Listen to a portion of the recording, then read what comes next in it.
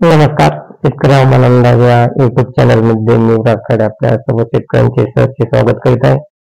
तर शेतकरी मित्र, बंगालचा उपसागर आणि अरबी समुद्र या दोनच्या टोकावर 13 तारखेपासून एक चक्रवात तयार होत आहे. तो लो प्रेशर आहे. त्याचा प्रभाव हा काही राज्यांमध्ये होणार आहे आणि बंगालच्या उपसागरामध्ये पूर्णतः पावसाळी वातावरण आहे आणि त्या प्रभावामुळे काही राज्यांमध्ये पावसाचा अंदाज आहे आणि महाराष्ट्रात त्याचा काय परिणाम होणार आहे. तर शेतकरी तो महाराष्ट्रात पाऊस नसला, महाराष्ट्रात पावसाचे वातावरण बिलकुल नाही, पण ते फक्त बेंगलोर, चेन्नई, तसेच हैदराबाद, आंध्र प्रदेश या भागामध्ये, तेलंगणा या भागामध्ये पावसाचा अंदाज आहे. परंतु या प्रभावामुळे जो बंगालचा उपसागर आणि अरबी समुद्राच्या दोन टोकावर जो चक्रवात तयार झाला, या प्रभावामुळे महाराष्ट्रात ढगाळ वातावरण राहण्याचा अंदाज आहे.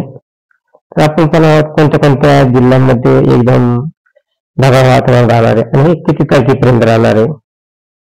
तर शेतकरी मित्र, नाशिक, संभाजीनगर, जळगाव, अकोला, नागपूर, चंद्रपूर या भागामध्ये 13 तारखेला खूप जास्त ढगाळ वातावरण राहणार आहे.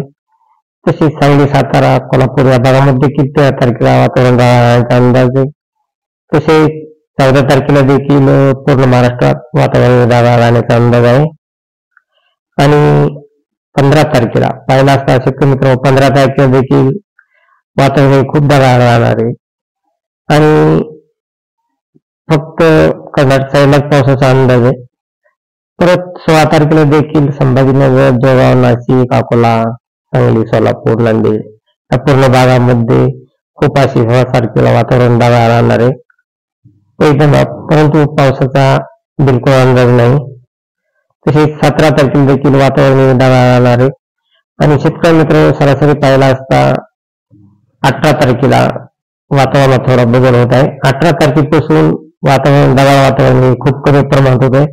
18 तारखेपासून अंशतः ढगाळ वातावरण राहण्याचा अंदाज आहे आणि हे वातावरण परत 19 तारखेला परत आणखी थोडंफार ढगाळ राहण्याचा अंदाज आहे आणि 20 तारखेपासून 20 तारखेला देखील 20 तारखेला ढगाळ वातावरण कमी होणार आहे. फक्त सोलापूर, सांगली भागामध्येच 20 तारखेला ढगाळ वातावरण राहण्याचा अंदाज आहे. तसे पाहिलं असता 21 तारखेला देखील वातावरण खूप कमी अंशतः ढगाळ राहण्याचा अंदाज आहे. आणि तसेच शेतकरी मित्र, हे वातावरण ढगाळ राहिल्यामुळं शेतकऱ्यांच्या पिकाला मावा तुटण्याचा धोका आहे.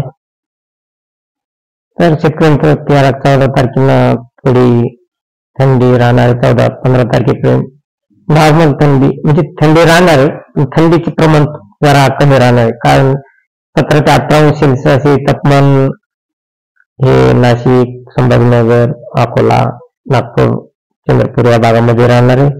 त्यामुळे थंडीचे प्रमाण थोडे घटणार, किंचित घटणार आहे आणि हे प्रमाण सध्या तरी 18 तारखेपर्यंत पाहिलं असता शेतकरी मित्र, 18 तारखेला देखील